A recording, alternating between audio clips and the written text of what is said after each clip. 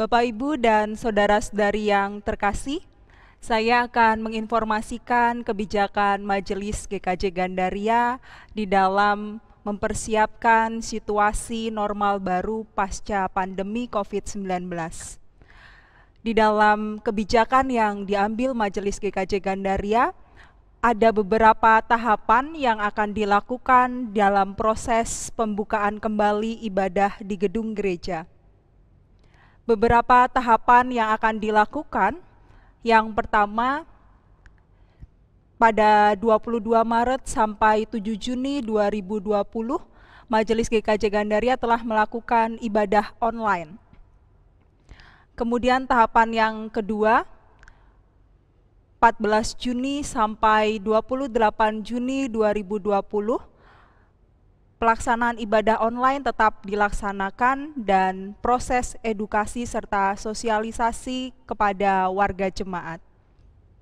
Tahapan yang ketiga itu akan dilaksanakan mulai dari 5 Juli sampai 30 Agustus 2020, di mana kebijakan yang diambil pelaksanaan ibadah online tetap dilaksanakan dan ditambah ibadah dengan umat terbatas di ruang ibadah utama. Dengan catatan kita akan menunggu izin dari Yonif Mekanis 201 Jayayuda di dalam pemakaian gedung ibadah.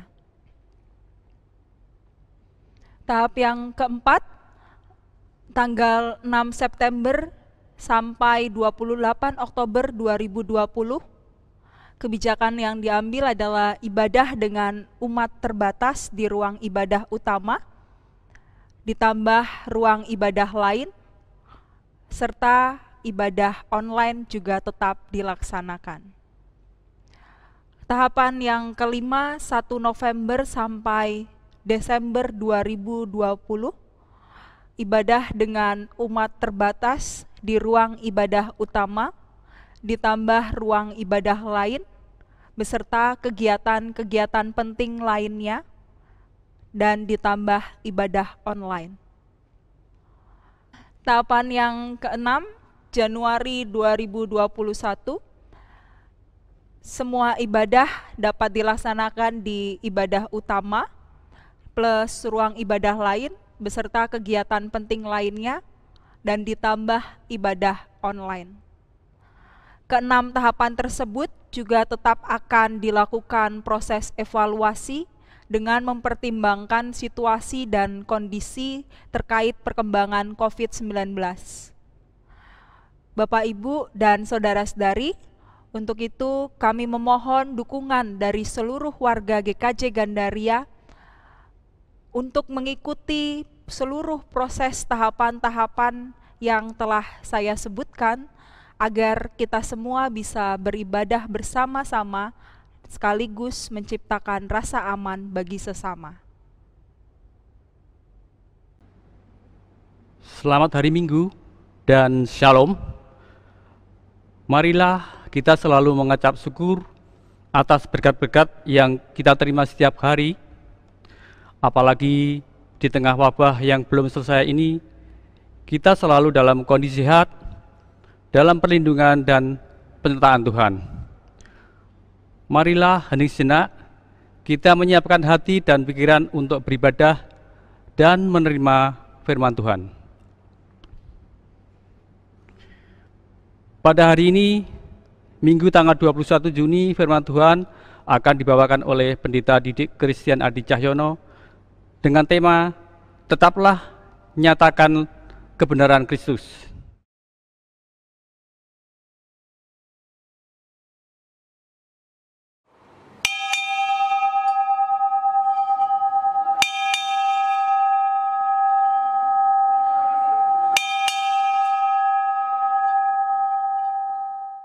Mengawali peribadatan, kami mengajak umat menyanyikan NKB 1 nomor 1 dan 2, Hai Kristen, nyanyilah.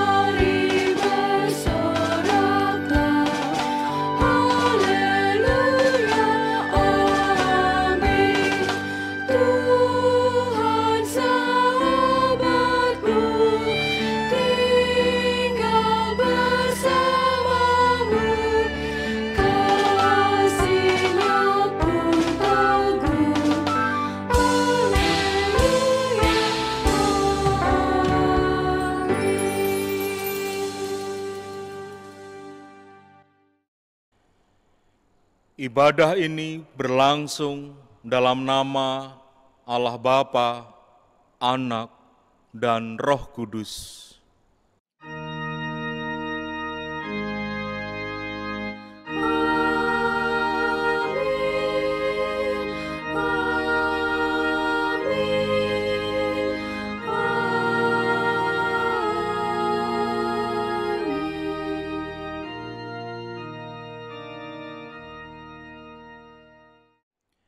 Kasih karunia dan damai sejahtera dari Allah Bapa kita dan dari Tuhan Yesus Kristus menyertai saudara. Menyertai saudara juga.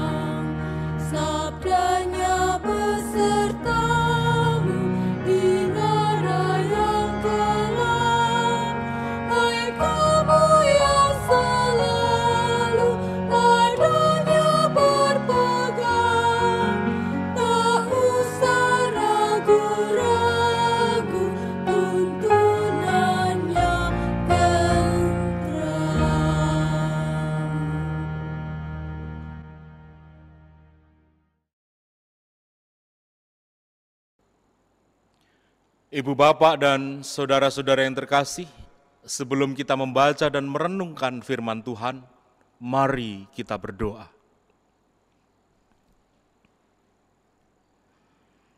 Ya Allah yang Maha Baik,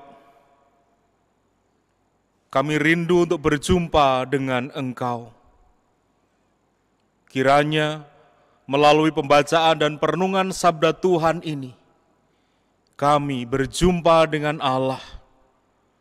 Untuk itu, berikan kami terang dan hikmat, agar kami bisa meresapkan sabda-Mu, menjadikannya bagian dalam kehidupan kami, dan pada akhirnya kami ejawantahkan dalam tindakan-tindakan sederhana kami sehari-hari. Di dalam seluruh keterbatasan kami berseru, Roh Kudus, terangilah, urapilah kami semua. Terima kasih ya Allah, bersabdalah, kami siap mendengarkan. Di dalam nama Yesus Kristus kami memohon pertolongan Roh Kudus. Amin.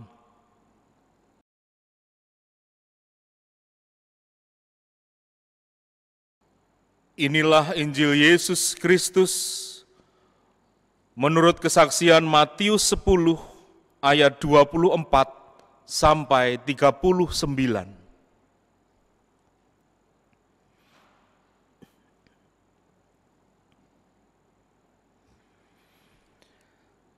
Seorang murid tidak lebih daripada gurunya, atau seorang hamba daripada tuannya.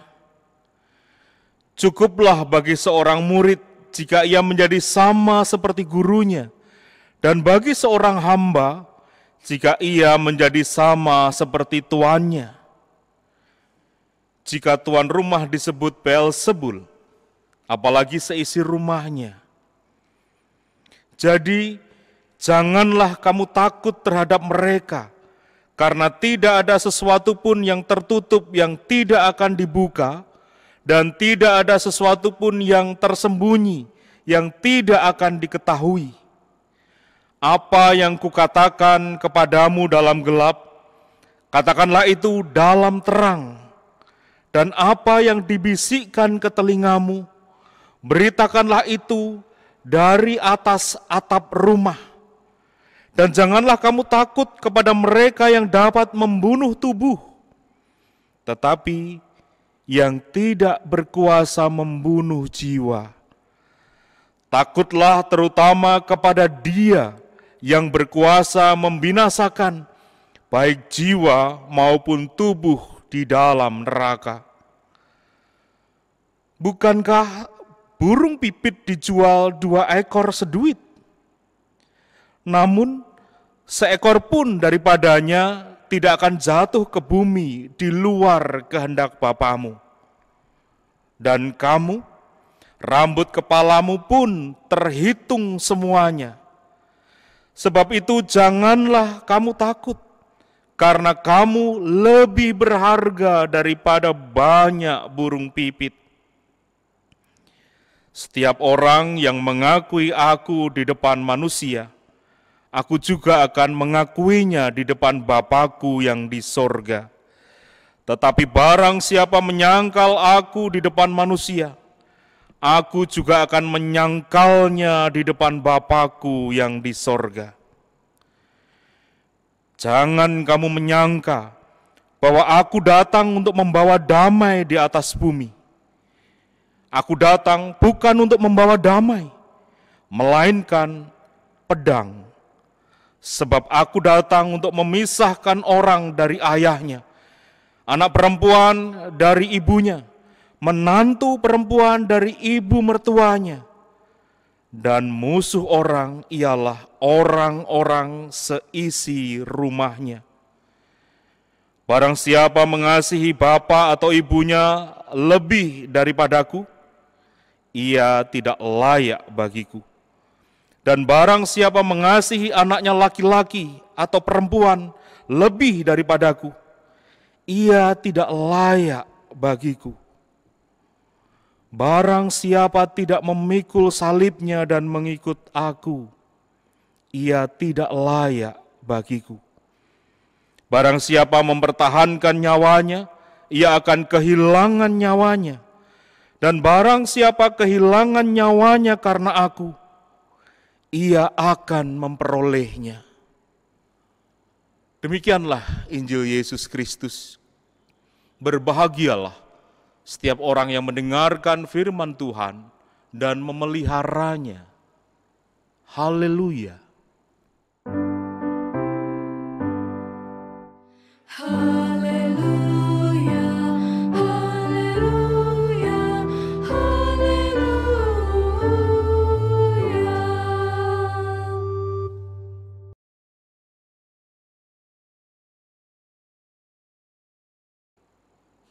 Ibu bapak dan saudari-saudara yang terkasih di dalam Kristus, selamat hari Minggu. Bagaimana kabar Anda hari ini? Semoga semuanya baik. Karena di dalam khotbah ini, saya mungkin akan membawa saudara-saudara pada situasi yang mungkin tidak mengenakkan. Tidak mengenakannya sama seperti jika kita ngomongin soal COVID-19. Tapi ini bukan soal COVID-19. Ini soal yang lain, yang mungkin seperti yang saya katakan tadi, sama-sama tidak enak. Bacaan hari ini menyajikan sebuah narasi yang sesungguhnya membuat kita tidak nyaman. Diawali dengan kisah pemanggilan 12 rasul yang kemudian diutus Yesus untuk memberitakan bahwa kerajaan sorga sudah dekat. Ayat yang ke-7. Pengutusan ke-12 murid ini digambarkan bagaikan mengirim domba ke tengah-tengah serigala. Bayangkan ibu bapak dan saudara-saudara, mengirimkan mangsa ke tengah-tengah pemangsa. Mengerikan. Bayangkan betapa berisikonya situasi yang harus dihadapi murid-muridnya. Pastinya mereka akan menghadapi ancaman dan penganiayaan karena nama Yesus. Sekarang kita lihat dari mana saja munculnya ancaman-ancaman itu. Dari teks yang kita baca, ancaman itu muncul dalam dua ranah yang berbeda. Ancaman pertama muncul dari luar lingkup kehidupan para murid. Yesus menegaskan bahwa apa yang dialami oleh para murid itu telah lebih dahulu dialami oleh Yesus sendiri di ayat yang ke-23. Itu sebabnya Yesus mengatakan, seorang murid tidak lebih daripada gurunya, atau seorang hamba daripada tuannya. Tertulis dalam ayat 24. Tampak jelas bahwa para murid diutus untuk ambil bagian dalam perutusan Yesus. Dan kita tahu, perutusan Yesus tak pernah lepas dari ancaman dan penganiayaan. Jadi, kalau para murid juga mengalami berhadapan dengan ancaman dan penganiayaan, wajar juga. Karena mereka adalah murid Yesus, mereka juga terhisap dalam ancaman dan penganiayaan yang juga dihadapi oleh gurunya. Itu ancaman yang pertama. Ancaman yang kedua justru muncul dalam lingkup yang lebih kecil.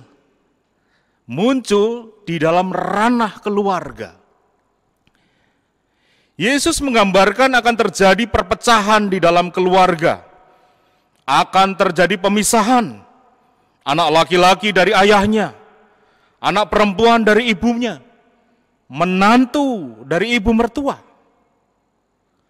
Gambaran itu dipakai oleh penulis Matius untuk menunjukkan betapa pentingnya totalitas penyerahan diri kepada Yesus. Ketaatan pada Yesus adalah hal yang lebih utama daripada ikatan kekeluargaan. Ayat yang ke-37. Tidak hanya itu saja, saudara-saudara. Yesus menuntut sebuah kerelaan dan keberanian untuk memikul salib, menanggung derita, dan berjalan mengikuti Dia. Sudah merasa tidak nyaman? Nah, ibu bapak dan saudara-saudara yang terkasih di dalam Kristus, memang tidak nyaman, bahkan mungkin sangat berisiko. Akan tetapi, Yesus tidak membiarkan para murid begitu saja menghadapi ancaman dan penganiayaan. Yesus meneguhkan para murid agar mereka tidak takut. Kalau kita cermati bersama-sama teks yang kita baca, tercatat 3 kali Yesus mengatakan, janganlah kamu takut. Kita bisa membaca lagi di ayat 26, ayat 28, dan 31. Melalui peneguhan tersebut, Yesus menguatkan para murid untuk memahami beberapa hal. Beberapa hal itu adalah yang pertama, ancaman dan penganiayaan yang dialami adalah sebuah konsekuensi karena mereka adalah pengikut Yesus. Untuk itu, para murid diajak agar melihat penderitaan dan ancaman sebagai jalan untuk memberitakan Kristus bagi dunia. Para murid diajak agar terus menyatakan kebenaran Kristus kepada dunia. Ancaman dan penganiayaan itu justru menjadi kesempatan bagi mereka untuk memberikan kesaksian tentang Kristus untuk menyatakan kesetiaan mereka pada Kristus di depan manusia. Dan karena itu Yesus bersabda, setiap orang yang bertahan dan mengakui Yesus di hadapan manusia, ia akan diakui oleh Yesus di depan Bapanya. Ayat 32. Lalu yang kedua, Ibu Bapak dan saudara-saudara yang terkasih, para murid diajar untuk mengarahkan rasa takutnya kepada Allah, bukan pada penguasa-penguasa, kuasa-kuasa yang sesungguhnya hanya terbatas. Kuasa-kuasa tersebut, penguasa-penguasa tersebut mungkin bisa mengancam, bisa melukai, bahkan mungkin bisa membunuh, tetapi tidak bisa menguasai jiwa mereka. Karena itu para murid diajak untuk lebih mengindahkan, lebih mengarahkan diri pada sosok yang memang layak diakui keagungannya, ditakuti, takut pada Sang Empunya kehidupan, Allah yang berkuasa atas segalanya. Kita bisa membacanya di ayat yang ke-28. Dan yang ketiga, Ibu Bapak dan saudara-saudara yang terkasih, para murid diajak untuk bisa melihat pemeliharaan Allah di tengah-tengah ketakutan dan ancaman yang mereka hadapi. Analogi yang dipakai adalah burung pipit, burung yang kecil. Jika burung pipit saja dijaga oleh Allah, apalagi para murid yang lebih berharga daripada burung pipit, pastilah mereka dijaga oleh Allah. Mereka dijaga dan dijamin Allah bukan hanya ketika masih berada di dunia, tetapi juga di dalam kerajaan Allah. Jadi jangan khawatir. Ibu Bapak dan saudara-saudara yang terkasih di dalam Kristus, tema hari ini mengajak kita untuk menghayati bahwa hidup yang kita jalani adalah arena untuk mengikuti jejak Kristus. Mengikuti jejak Kristus berarti memberitakan dan menyuarakan kebenaran Kristus. Memberitakan dan menyuarakan kebenaran Kristus berarti kita diperhadapkan pada ancaman dan risiko yang tidak mudah, bahkan mungkin membahayakan kita. Itulah sebabnya seorang teolog namanya Thomas Kempis dalam bukunya De Imitatione Christi atau Mengikuti Jejak Kristus menuliskan demikian. Saya membacakan kutipan dari Thomas Kempis. Yesus memang mempunyai banyak pengikut yang ingin dimuliakan di surga, tetapi hanya sedikit yang bersedia memanggul salib bersama Dia. Banyak yang ingin menikmati penghiburan Yesus, tetapi hanya sedikit yang sanggup menderita pencobaannya. Banyak sekali yang suka duduk makan bersama Yesus, tetapi hanya sedikit yang bersedia ikut berpuasa bersama Dia. Semua orang ingin bersukaria dengan Yesus, tetapi hanya sedikit jumlahnya yang mau menderita sengsara bersama Dia. Memang banyak yang mengikuti Yesus sampai saat Ia memecah-mecahkan roti, tetapi hanya sedikit yang tetap mengikuti Dia sampai Dia meminum piala kesengsaraannya. Banyak yang menghormati Yesus karena mujizatnya, tetapi sedikit yang mengikutinya sampai ke salib, hinaan semua orang. Banyak yang memuji dan meluhurkan Yesus selama mereka menerima penghiburan darinya. Namun apabila mereka ditinggalkan Yesus sendirian, meski hanya sebentar saja, mulailah mereka berkeluh kesah dan jatuh ke dalam lembah kesedihan. Itulah ibu bapak dan saudara-saudara, pandangan atau gagasan Thomas Kempis. Pandangan Thomas Kempis yang menyoroti fenomena banyaknya pengikut Kristus yang sayangnya hanya ingin enaknya saja. Mengikuti Yesus karena ingin diberkati, ingin melihat mukjizat, ingin dipulihkan, ingin ini, ingin itu, ingin mendapatkan sesuatu dari Yesus. Tema hari ini tidak membawa kita pada posisi itu. Tema hari ini mengingatkan kita tentang tanggung jawab pengikut Kristus dengan segala risiko dan konsekuensinya. Seperti yang saya katakan di awal, memang tidak nyaman, tidak mudah, bahkan cenderung berat. Akan tetapi kita tidak boleh mundur. Betapapun beratnya risiko yang harus kita hadapi. Bukankah kita adalah murid-murid Kristus masa kini? Bukankah Allah telah menjanjikan akan terus menyertai dan memelihara?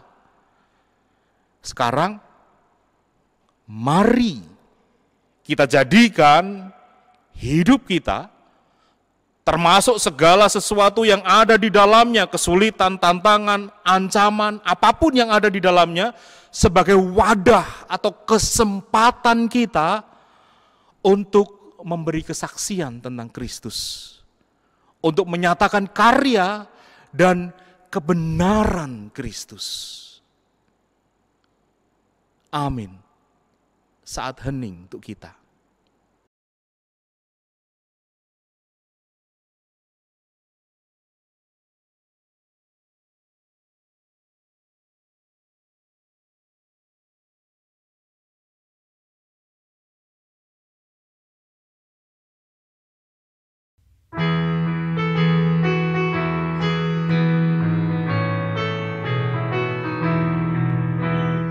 Jangan seorang pun anggap engkau rendah karena kau muda.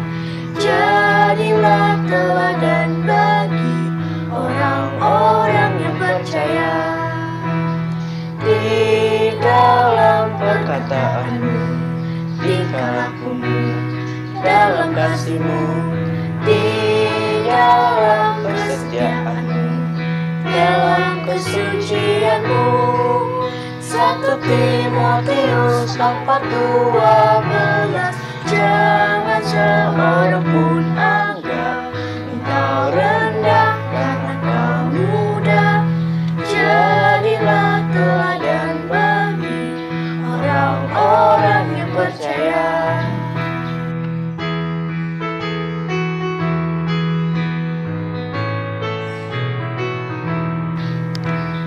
Jangan seorang pun anggap engkau rendah karena kau muda. Jadilah teladan bagi orang-orang yang percaya. Di dalam perkataanmu, tingkah lakumu, dalam kasihmu, di dalam kesetiaanmu, dalam kesucianmu. 1 Timotius 4:12. Jangan seorang pun anggap engkau rendah karena kau muda. Jadilah teladan bagi orang-orang yang percaya.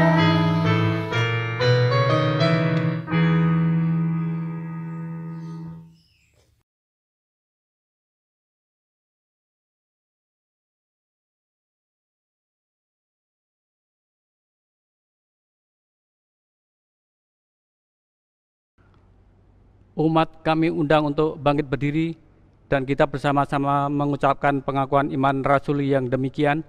Aku percaya kepada Allah Bapa yang Maha Kuasa, Khalik langit dan bumi, dan kepada Yesus Kristus, anaknya yang tunggal, Tuhan kita, yang dikandung daripada Roh Kudus, lahir dari anak darah Maria, yang menderita di bawah pemerintahan Pontius Pilatus, disalibkan, mati dan kuburkan, turun ke dalam kerajaan maut. Pada hari yang ketiga, bangkit pula dari antara orang mati, naik ke surga, duduk di sebelah kanan Allah Bapa yang Maha Kuasa, dan akan datang dari sana untuk menghakimi orang yang hidup dan yang mati. Aku percaya kepada Roh Kudus, gereja yang kudus dan am, persekutuan orang kudus, pengampunan dosa, kebangkitan daging, dan hidup yang kekal. Umat dipersilahkan duduk kembali.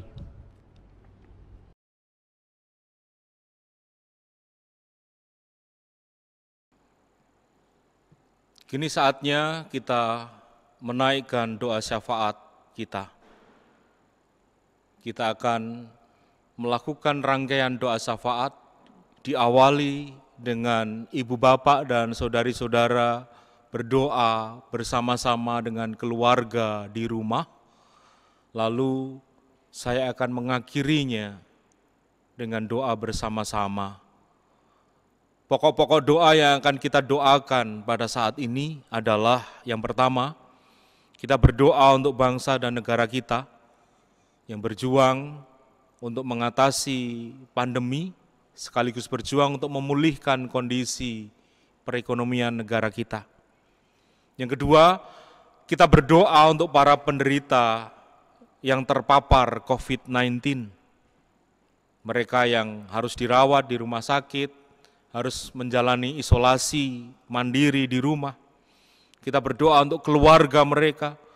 Kita berdoa untuk tenaga medis dan para medis yang juga berjuang untuk menyelamatkan jiwa-jiwa. Yang ketiga, kita berdoa agar Tuhan terus memberikan kesadaran pada kita semua, seluruh warga negara Indonesia, untuk berperan mengatasi pandemi, memutus rantai penyebaran COVID-19.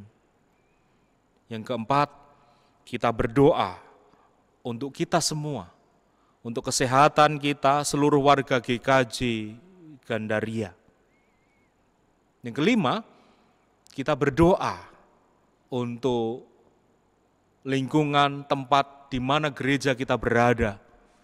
Kita berdoa untuk para hamba Tuhan di Yonif Mekanis 201 Jayayuda, orang-orang yang telah Tuhan tempatkan untuk bertanggung jawab mengemban panggilan negara di sini. Juga kita berdoa untuk saudara-saudara kita yang Tuhan pakai melayani di Yayasan UKI. Yang keenam, kita berdoa untuk pergumulan kita masing-masing. Kini, mari kita satukan hati kita berdoa.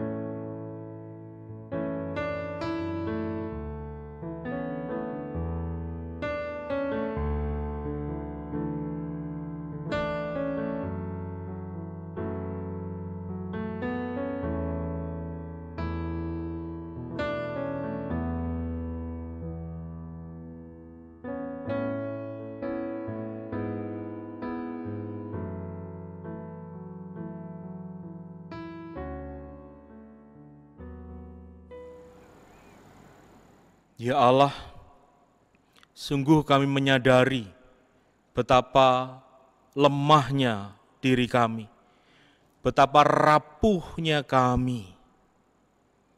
Karena itu sungguh kami berseru, Allah sajalah yang mendengarkan seruan doa kami. Kiranya Engkau terus menjaga kami di dalam perjalanan kehidupan kami. Kami serahkan doa kami, baik yang terkatakan maupun yang tak terkatakan.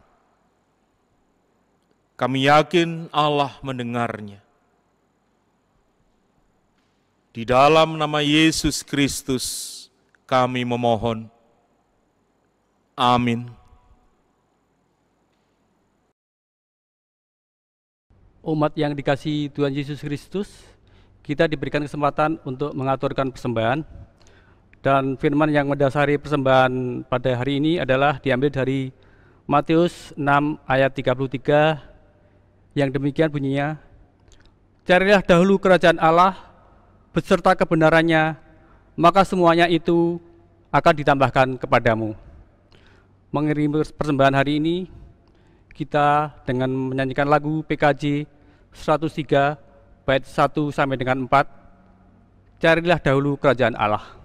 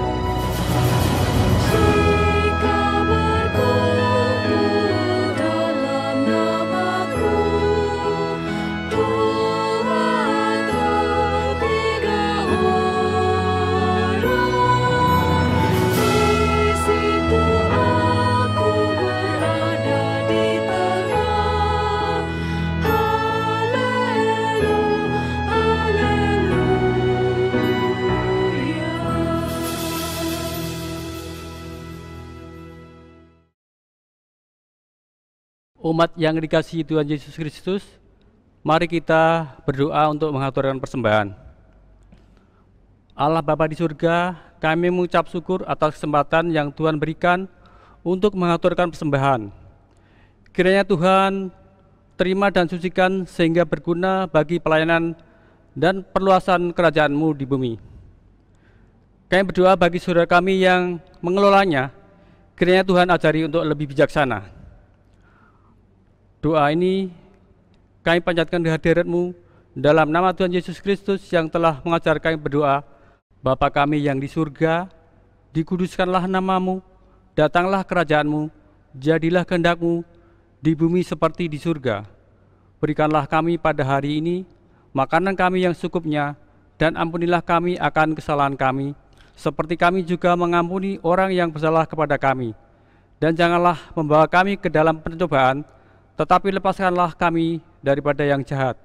Karena Engkaulah yang mempunyai kerajaan dan kuasa, dan kemuliaan sampai selama-lamanya.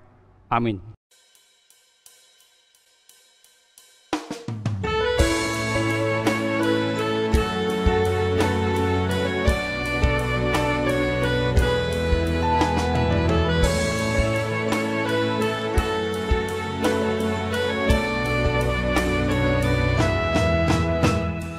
Di jalan hidup yang lebar sempit, orang sedih mengerang. Tolong mereka yang dalam gelap, bawalah sinar terang. Pakailah aku, jalan berkat-Mu, memancarkan cahayamu. Buatlah aku saluran berkat bagi siapa yang bisa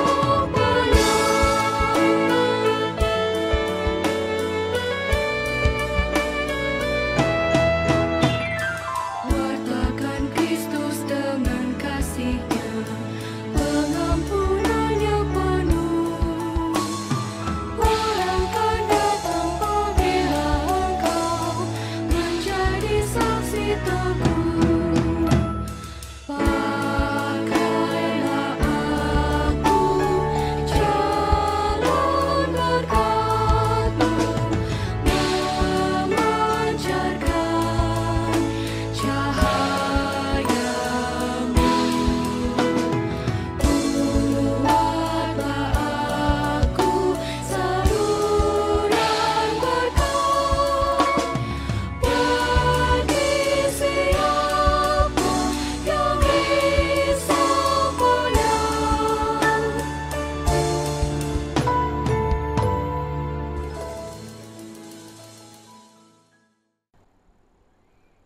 Ibu bapak dan saudari-saudara yang terkasih, kini saatnya kita kembali ke dalam kehidupan kita masing-masing untuk terus menyatakan kebenaran Kristus. Kini arahkanlah hatimu kepada dunia. Kami mengarahkan hati kami kepada dunia, Jadilah sahabat bagi sesama. sebab kami rindu menjadi saksi Kristus. Terpujilah Allah, Bapa, Anak, dan Roh Kudus. Yang tidak pernah memisahkan kami dari kasih-Nya, sekarang dan selama-lamanya. Kini terimalah berkat Tuhan.